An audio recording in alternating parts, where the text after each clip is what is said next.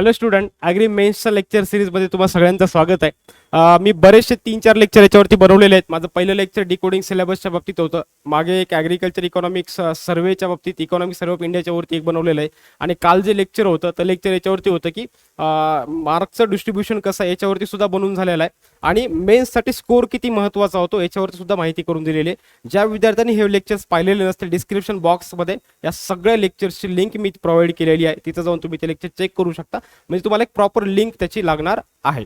ठीक आहे. आणि जे विद्यार्थी आपली 15 मे पासून बॅच चालू होणार आहे, ज्या विद्यार्थ्यांना बॅच जॉईन करण्याची इच्छा असेल त्यांनी जे काही नंबर ट्रिगर होत आहेत त्या नंबरवरती कॉन्टॅक्ट करून बॅचच्या डिटेल्स विचारू शकता किंवा डिस्क्रिप्शन बॉक्समध्ये सुद्धा त्याची लिंक मी प्रोव्हाइड केलेली आहे. आता बघा, हाचा जो भाग आहे आपण माइंडसेट तयार करतोय. मी विद्यार्थ्यांना इथे एक सजेस्ट करेल की डोंट बी अ ग्रेडी. सिलेबसच्या बाबतीत तुम्ही बिलकुल ग्रेडी होऊ नका किंवा सिलेबसला एकदम असं काय करू आणि काय नाही असं अजिबात करू नका. कुठल्याही गोष्टीचे तुम्ही सिलेबसचा एकदा आवाका बघा. सिलेबस खूप मोठा आहे. ठीक आहे. तर बाळा, तुझं पहिलं कर्तव्य हे आहे की तू सिलेबसला प्रॉपर समजून घ्या अगोदर. बरोबर, सिलेबसला समजून घे. मी विद्यार्थ्यांना नेहमी म्हणतो की तुमचे 2 गुरु असतात. ठीक आहे. कुठले क्लासेस पेक्षा म्हणा किंवा टीचर पेक्षा तुमचे सगळ्यात महत्त्वाचे 2 गुरु राहतात कुठली ह्या स्पर्धा परीक्षेला क्रॅक करण्यासाठी. एक प्रिव्हियस इयरचे क्वेश्चन पेपर आणि दुसरा सिलेबस.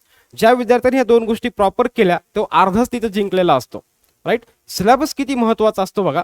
सिलेबसमध्येच तुमचे काही क्वेश्चन्सचे आन्सर तुमचे सुटत असतात. ज्या विद्यार्थ्याला प्रॉपर सिलेबस माहिती असतो मग त्याला कळतं की किती वाचायचं आहे, कोणत्या सब्जेक्टमध्ये किती फोकस करायचा आहे. त्यामुळे सिलेबस समजणं खूप आणि जास्त गरजेचं आहे तुमच्या ह्या स्पर्धा परीक्षेमध्ये. ठीक आहे. आता आजचा जो भाग आहे माझा, आपण पेपरच्या दृष्टीने माइंडसेट तयार करतोय. ठीक आहे. माइंडसेट तयार करतोय.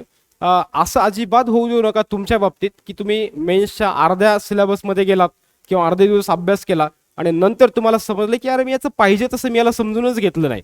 ठीक आहे. तर पहिला भाग मी तुम्हाला हा सजेस्ट केलेला आहे. आता विद्यार्थी बरेच म्हणतात की सर 15 तारखेपर्यंत आम्हाला काहीतरी सांगा. ठीक आहे. आम्हाला तोपर्यंत सुद्धा वेट करायचं नाही. मी त्यांना सांगितलेलं आहे की पहिले तुम्ही 10 वेळा तुमचा सिलेबस वाचून झाला पाहिजे. 1 ते 2 वेळा तुम्ही मिनिमम लिहिला पाहिजे. ठीक आहे. म्हणजे तुम्हाला ते समजेल की आवाका काय आहे त्याचा भानगड. ठीक आहे. आजचा जो भाग आहे, आजच्या भागामध्ये डेफिनेटली मी तुम्हाला असं सांगेल किंवा आजच सांगतो की जवळपास तुमचे आजच्या वरती मी ज्या अँगलनं सिलेबसकडे बघतोय बघा, सिलेबस तुम्ही पण वाचलेला आहे आणि सिलेबस मी पण वाचलेला आहे. मी ज्या अँगलनं सिलेबसकडे बघतोय हे आज तुमच्या लक्षात येईल. त्या अँगलनं तुम्ही सिलेबसकडे बघा आणि त्या अँगलनं सिलेबसला समजून घ्या. ठीक आहे. माणसानं कधी एखादी गोष्ट जास्त अशी झूम करून बघायची नसते. झूम करून गेले की तुम्हाला लिमिटेड दिसत असतं. कधी पण एखादी गोष्ट अशी वरतून बघायची, वरतून दिसली की सगळी अशी परिपूर्ण आणि स्पष्ट गोष्ट दिसत असते. ठीक आहे. त्यामुळं आजचा जो भाग आहे किंवा आजच्या भागामध्ये तुमच्या सिलेबसमध्ये बघा बरेचसे ऍक्ट्स दिलेले आहेत. ठीक आहे. सिलेबसमध्ये ऍक्ट्स आहेत, लॉज आहेत. आणि ज्यावेळेला मी सिलेबसचं ओव्हरलुक करत होतो म्हटलं ज्यावेळेला विद्यार्थ्यांना टीच करायचंय किंवा याला काय वेगळं आपल्याला सांगता येईल मुलांना की ज्याच्यावरती मार्क्स त्यांना मिळवता येतील, ज्यावेळेला सिलेबसला ओव्हरलुक करत होतो त्यावेळेला सहज माझ्या लक्षात असं आलं की ह्या पेपरमध्ये बरेचसे शॉर्ट फॉर्म तुम्हाला दिलेले आहेत. स्पेशली तुम्ही ABM जो ॲग्री बिझनेस मॅनेजमेंट हा जो भाग आहे आणि ॲग्रिकल्चर फूड टेक्नॉलॉजीवाला भाग जो आहे, फिशरी असेल, याच्यामध्ये तुम्ही शॉर्ट फॉर्म जरी केलेत ना तरी तुम्हाला 1-2 मार्क आरामशीर मिळतील. आणि हे लेक्चर करताना आवर्जून मी अगोदरच सांगितलं विद्यार्थ्यांना की हार्ड कॉपी तुमच्यासोबत 24 तास तुमच्यासोबत पाहिजे. हार्ड कॉपी सोबत पाहिजे म्हणजे पाहिजे. आणि आजचं लेक्चर करताना सुद्धा तुम्ही हार्ड कॉपी सोबत ठेवा. ठीक आहे. आजच्या लेक्चरमध्ये आहे काय, जेवढे तुमच्या याच्यामध्ये शॉर्ट फॉर्म दिलेले आहेत हे सगळे शॉर्ट फॉर्म मी कंपाईल करून ठेवलेले आहेत आणि हे पॉईंट तुम्हाला स्वतः लिहायचे आहेत. याची PDF सुद्धा मी तुम्हाला प्रोव्हाइड करून देणार आहे. ठीक आहे. याची PDF आपल्या PK ॲग्री अकॅडमी ॲप जो आहे प्ले स्टोअरवरती त्या ॲपच्या स्टडी मटेरियल सेक्शनमध्ये ही PDF तुम्हाला अवेलेबल होईल. तुमचा अर्धा काम इथंच इझी होईल. पण PDF वरती किंवा रेडी टू सर्व बेसिसवरती डिपेंड राहू नका. तरी सुद्धा तुम्हाला हे सगळे मुद्दे जे मी सांगणार हे सगळे मुद्दे तुम्हाला लिहून ठेवायचे आहेत किंवा हाताने एकदा लिहायचे आहेत 15 तारखेपर्यंत. ठीक आहे. चला, याच्यामध्ये बघा आता सुरुवातीचा पॉईंट, ऍक्टकडे तुम्ही कसं बघता आणि मी कसं बघतो बघा. ठीक आहे. आता हे ऍक्ट आहेत. मी म्हटलं डोंट बी अ ग्रेडी व्हायचं नाही आपल्याला. धरलं की लगेच चालू केलं असं करायचं नसतं. पहिले समजून घ्यायचं असतं की आहे काय, याचा प्लॅन आपण कसा करू शकतो किंवा हा सिलेबस कसा करू शकतो.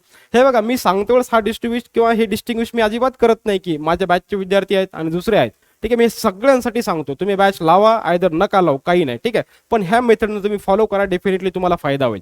ठीक आहे. आता हे ऍक्ट बघताना पहिले ज्या वेळेला सिलेबस माझ्या समोर आलेला होता तेव्हा मी म्हटलं होतं की मला टोटल किती ऍक्टचा अभ्यास करायचा आहे, मला किती ऍक्ट वाचायचे आहेत. तर मला 24 ऍक्ट करायचे आहेत. किती ऍक्ट आहेत माझ्या सिलेबसला दिलेले, सिलेबसने मला माझ्या ऍक्टवरती किती ऍक्ट दिलेत, माझ्या सिलेबसमध्ये 24 ऍक्ट दिलेले आहेत. जेव्हा मी हे 24 ऍक्टचा अभ्यास करतो तेव्हा मला असं कळतं की हे सगळे ऍक्टचं इसवी सन जे आहे म्हणजे यांचं जे इयर आहे, ठीक आहे, यांचं जे इयर आहे, ठीक आहे, हे 19व्या दशकातले ऍक्ट आहेत आणि काही ऍक्ट हे 2000च्या दशकातले आहेत. फक्त याच्यामध्ये एक ऍक्ट असा आहे जो 1800च्या दशकामधला आहे.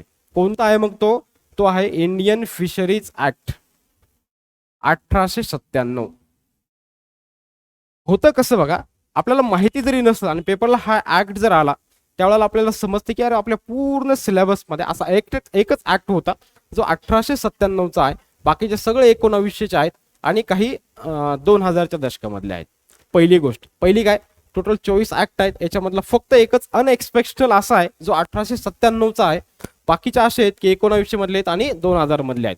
त्यात आणखी डिस्ट्रीब्युशन बघा, आणखी डिस्ट्रीब्युशन मध्ये 10 ऍक्ट जे आहेत हे 2000 मधले आहेत किंवा 2000च्या पुढचे आहेत. किती ऍक्ट आहेत? 10. 2000च्या समोरचे असे 10 ऍक्ट तुमच्या सिलेबसला दिलेले आहेत. सर हे कुठं युजफुल ठरतो किंवा हे सिलेबसचं अनालिसिस आम्हाला कुठं फायद्याचं ठरेल, हे अनालिसिस तुला ऑप्शन इलिमिनेशन मेथडमध्ये सॉल्व्ह करता येतं बेटा. ऑप्शन इलिमिनेशन मेथडमध्ये तुला हे अनालिसिस जे आहे हे अनालिसिस तुला खूप चांगल्या पद्धतीने सॉल्व्ह करता येतं. समजलं? 10 ऍक्ट अशा पद्धतीचे दिलेले आहेत. आता माझं तुम्हाला पहिले सजेशन हे राहणार आहे की हे ऍक्टचं इसवी सन पाठ करा. मी आजच सांगतो, जो विद्यार्थी हे फक्त ऍक्टचे इयर पाठ करेल, ठीक आहे, for example Indian seed act 1966चा आहे, ठीक आहे, सोपा आहे तुमच्या लक्षात राहण्यासारखा. Agriculture produce and market act, तुम्हाला एक तरी पेपरमध्ये बेटा असा क्वेश्चन दिसणार आणि त्या दिवशी तुला माझी आठवण येणार की फक्त त्यांनी सिंपल विचारलेला आहे की बायोडायव्हर्सिटी ऍक्ट कधीचा आहे, ठीक आहे, किंवा ऍग्रिकल्चर प्रोड्यूस मार्केट ऍक्ट कधीचा आहे, 1972चा आहे, 73चा आहे, 75चा, 76चा आहे. विद्यार्थी हे समजून घेत नाही. विद्यार्थी फक्त हे बघतो की हे ऍक्ट कुठून वाचू, हा ऍक्ट कुठून वाचू, हे कुठून वाचू. याचं सगळं मटेरियल बॅचेसमध्ये रेडी आहे. याचे व्हिडिओ लेक्चर सुद्धा रेडी आहेत, याच्या नोट्स सुद्धा रेडी आहेत. त्यामुळे याची अजिबात तुम्ही काळजी करायची नाही, ठीक आहे. त्यामुळं निश्चिंत राहा. ओके, चलो, हे झालं ऍक्टच्या बाबतीत. आता ऍक्टला कव्हर करण्याची स्ट्रॅटेजी कशी ठेवायची, राईट. ऍक्टला खूप काही जास्त मानून बसू नका किंवा नव्याने इन्क्लूड केलं आहे तर होणार आहे का असं अजिबात समजू नका. एक गोष्ट लक्षात घ्या, 24 ऍक्ट आहेत. तुम्ही एका दिवसामध्ये, एक डेज मध्ये तुम्ही 2 ऍक्ट जरी केले तर फक्त 12 दिवसामध्ये तुमचे ऍक्ट कव्हर होणार आहेत. तुमच्याकडे कालावधी आहे 5 महिन्याचा. एका दिवसामध्ये 2च ऍक्ट कर, काहीच करू नको. एका दिवसामध्ये 2च ऍक्ट कर, तुझे सगळे ऍक्ट 12 दिवसामध्ये होऊन जातात. म्हणजे ऍक्टचं टेन्शन काढू नको. ज्या व्ह्यूजने मी तुला ऍक्ट कडे बघायला सांगितलेलं आहे ते कर. अगोदर प्रायोरिटी जी तुला सांगितलेली की फक्त इयर पाठ कर, 2 क्वेश्चन तुझे आरामशीर सुटणार आहेत 10 पैकी, सॉरी 5 पैकी. 5 पैकी तुझे 2 क्वेश्चन इथं सुटणार आहे, ठीक आहे. चलो नेक्स्ट. आता स्कीम्सच्या बाबतीत पहिले ते जसे 24 होते तसे ह्या किती आहेत? ह्या आहेत, इथं आहेत 5. रूरल डेव्हलपमेंटच्या 5 स्कीम्स आहेत आपल्या सिलेबसला आणि अदर स्कीम्स 5 दिलेल्या आहेत आणि ऍग्रिकल्चर स्कीम्स ह्या 3 दिलेल्या आहेत. सिलेबसला स्कीम्स कुठल्या आहेत मी आजच सांगतो तुला. तुझ्या समोर एवढा भरीमार होणार आहे, एवढे तुझ्या समोर स्कीम्स टाकणार आहेत लोक, हे वाचा, ते वाचा, ते वाचा, ते वाचा. त्याच्या सिलेबसला काय हे एखाद्या चातक पक्षासारखं तुला शोधता आलं पाहिजे. त्यामुळे म्हटलं तर तुम्हाला हे पाठ पाहिजे. तुमच्यासमोर कोणतीही पीडीएफ उद्या किंवा कोणतंही मटेरियल तुमच्या पुढे येऊ द्या, तुम्हाला समजलं पाहिजे की अरे सिलेबसचा भाग नाहीये. आणि मेन्सच्या पेपरची एवढी आपली खासियत भयानक आहे की सिलेबसच्या बाहेर एकही क्वेश्चन जात नाही. अरे सिलेबस 10 पानाचा आहे, काय जाणार त्याच्या बाहेर? ठीक आहे. हा, हे टोटल किती आहेत? तुला 13 स्कीम्स करायच्या आहेत, बरोबर. त्यांनी या 13 स्कीमचं डिस्ट्रीब्युशन सुद्धा दिलेलं आहे, ठीक आहे. 13 स्कीम्स मध्ये 3 सेक्शन मध्ये डिवाइड केलेलं आहे. ऍग्रिकल्चर स्कीम्स म्हणजे ऍग्रिकल्चरच्या रिलेटेड 3 स्कीम दिलेल्या आहेत.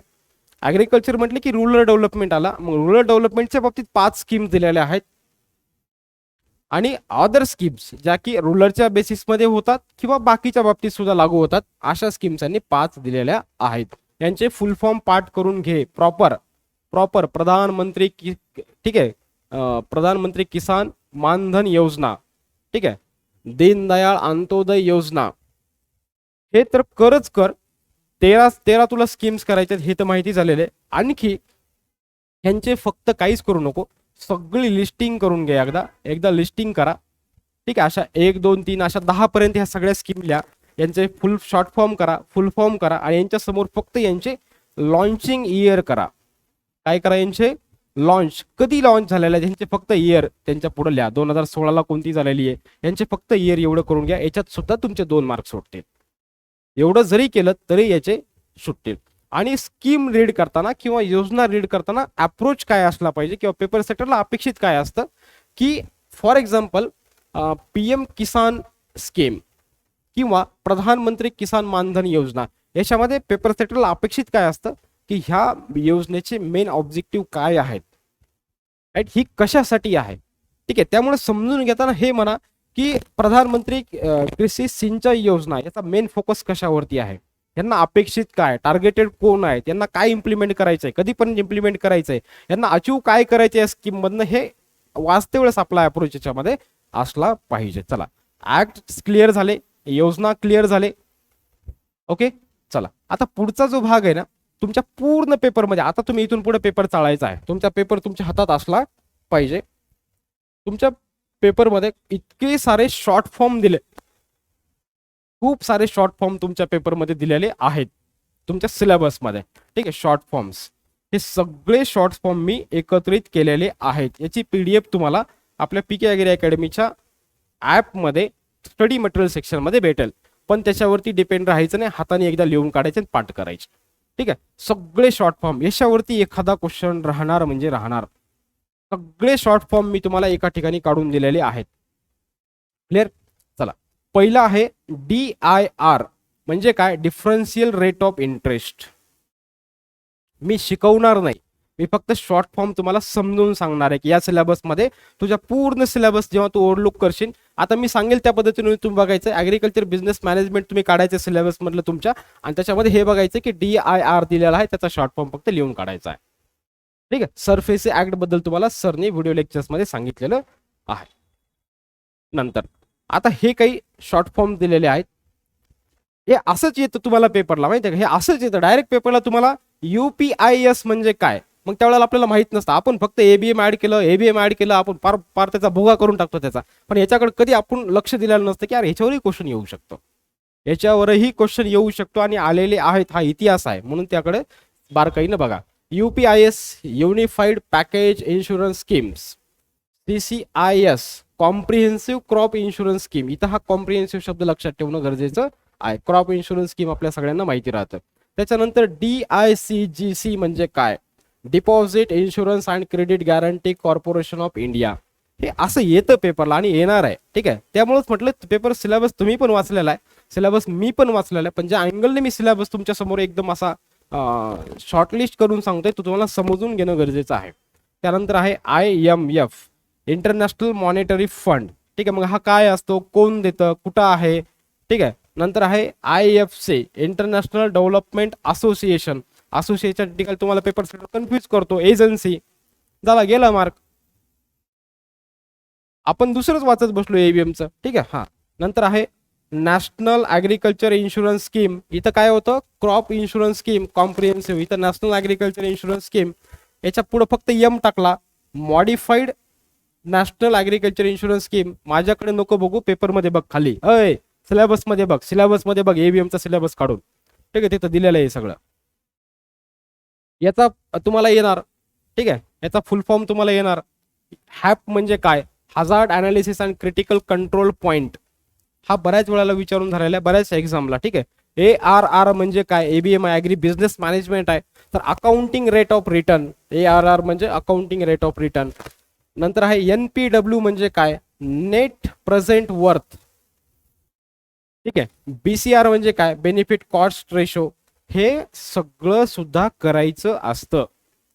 ठीक आहे, तुम्ही सिलेबस बघितला आणि चालले वाचायला. ठीक आहे, पुस्तक हे वाचू दे ते वाचू दे, मोठे मोठे ग्रंथ त्याच्या नादाला लागू सर, अगोदर हे करून घ्या.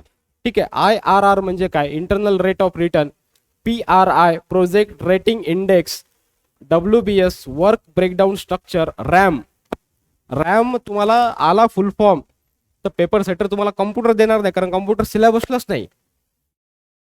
ठीक आहे, मग रॅम कशाचं रिलेटेड असू शकतं, तर हे ABM मधला पार्ट आहे. Responsibility assessment matrix. ठीक आहे, PMART म्हणजे काय, project management and review technique. ठीक आहे, हा. त्यानंतर CPM म्हणजे काय, क्रिटिकल पाथ मेथड.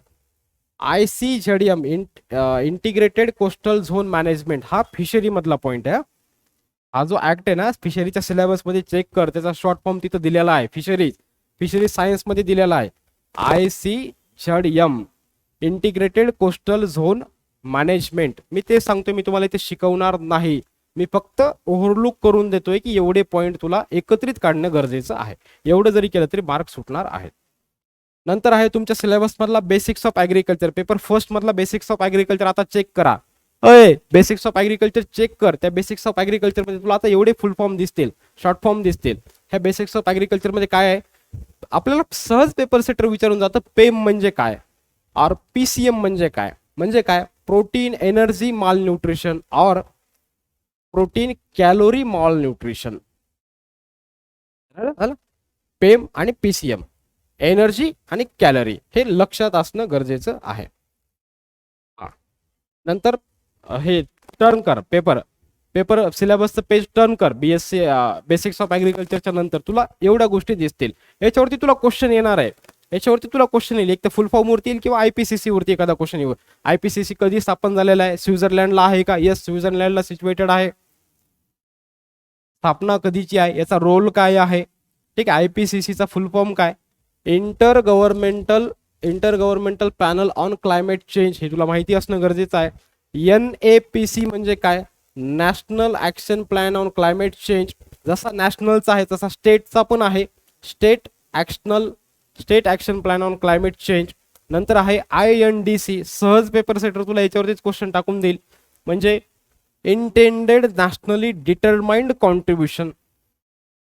ठीक आहे. अनेक सारे युरोपियन कंट्रीजने एकत्र येऊन त्यांच्या क्लायमेटला जे काही बदल होतात त्याला कंट्रोल करण्यासाठीच यांनी ह्या पद्धतीने याच्यावरती वर्कआउट केलेलं होतं. Intended nationally determined contribution. प्रत्येकाने त्या ज्या काही युरोपियन कंट्रीज प्रत्येकाने ठरवलं होतं की आपलं काहीतरी कॉन्ट्रीब्युशन असलं पाहिजे इंटेंडेडली. ठीक आहे. कशासाठी असलं पाहिजे, जे काही क्लायमेट चेंज होते त्याबद्दल आपण काही ना काहीतरी कॉन्ट्रीब्युशन देऊया त्याला कंट्रोल करण्यासाठी. त्या पद्धतीने हा यांनी प्रोग्राम बनवलेला होता. GPS म्हणजे काय, ग्लोबल पोझिशनिंग सिस्टीम, हे माहिती असेल. पण सिलेबस ओव्हरलुक करताना आणखी तुला एक दिसेल, STER म्हणजे काय, soil test crop response. Soil test crop response म्हणजे ज्यावेळेला आपल्याला न्यूट्रिएंट मॅनेजमेंट करायचं असतं तर न्यूट्रिएंट मॅनेजमेंट करताना कशा पद्धतीने आपल्याला ते न्यूट्रिएंट मॅनेजमेंट करता येईल किंवा कुठला प्रोग्राम आपल्याला घेता येईल त्या पद्धतीने ही टेस्ट दिलेली होती.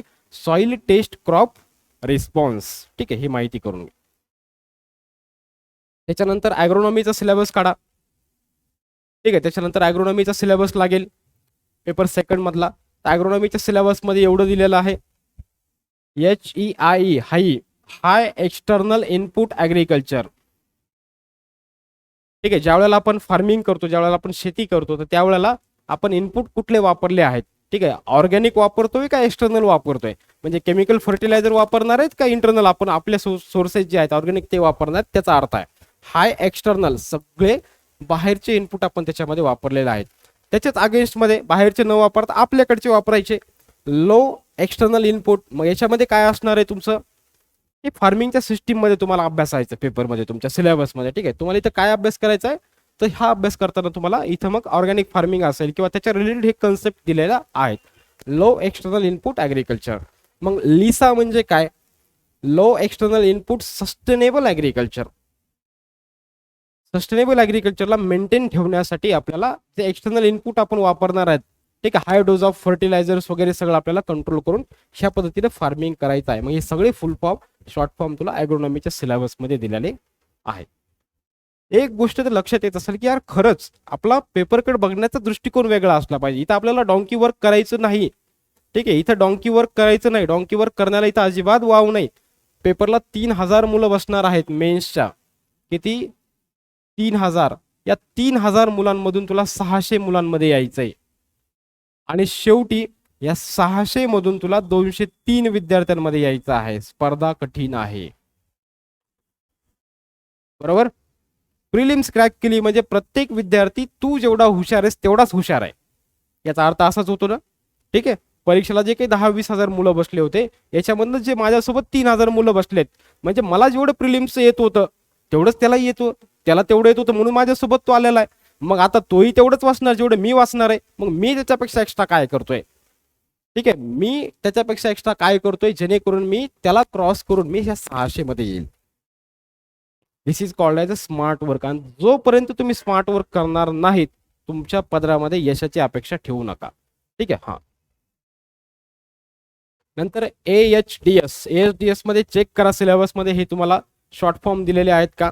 MOET म्हणजे काय, multi ovulation and embryo transfer technique. ठीक आहे, अॅनिमल रिप्रोडक्शन मध्ये हा पॉईंट तुम्हाला दिलेला आहे किंवा त्याच्यामध्ये येतं. ठीक आहे, काय होतं MOET म्हणजे काय, multiple ovulation and embryo transfer technology. मग पेपर सेटर सहज तुला पेपरला टाकून देतो, टेक्नॉलॉजीच्या ठिकाणी तुला टेक्निक देतं. तू भलताच दुसरा AHDS वाचत बसला, तुला दुसरंच AHDS कोणीतरी समजून सांगितले हे हे कर ते कर. ठीक आहे, पण इथं बारकाईनं हे पण लक्ष देणं गरजेचं आहे. या युरोमोलचा मला शॉर्ट फुल फॉर्म सापडलेला नाही, कुणाला माहिती असेल तर त्यांनी कमेंटमध्ये आवर्जून हे करा. युरोमोलचा मला सापडलेला नाही.